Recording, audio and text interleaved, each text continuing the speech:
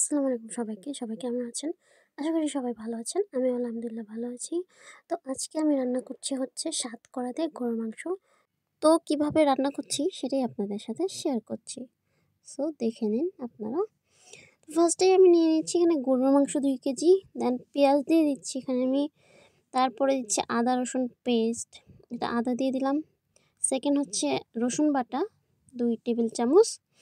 দেন দিয়ে দিচ্ছি হচ্ছে কি এখানে হলুদ গুঁড়া, মরিচ গুঁড়া, জিরা গুঁড়া, ধনিয়া গুঁড়া, গরম মশলা গুঁড়া আর দিয়ে দিচ্ছি গোলমরিচ, তারপরে হচ্ছে এলাচ দারচিনি এগুলো আর কি, স্বাদ মতো লবণ।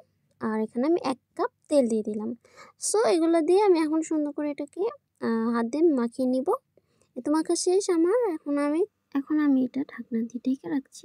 আর একটু পরে দেখুন কত সুন্দর মাংস থেকে পানি বের হয়েছে।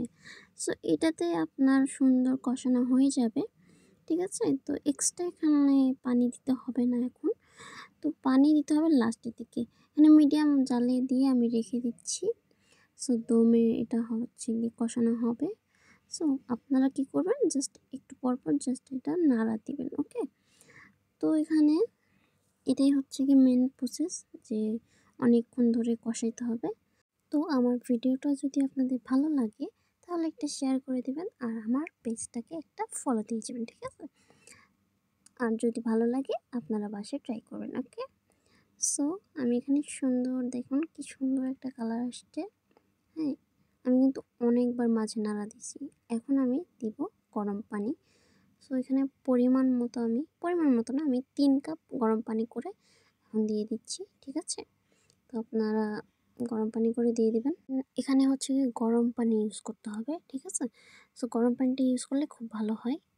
তো আমি এখানে সুন্দর করে নাড়া দিয়ে আবারও কিছুক্ষণের জন্য একটু জোরে জাল দিয়ে আবার আস্তে করে দিয়ে এটাকে কিছুক্ষণের জন্য জাল দিব। তারপরে আমি এখানে দিয়ে দেবো সাতকরা লাস্টের দিকে, ঠিক আছে? তো এখানে সাতকরা দেওয়ার পরে আমি সুন্দর করে মিক্স করে দিচ্ছি।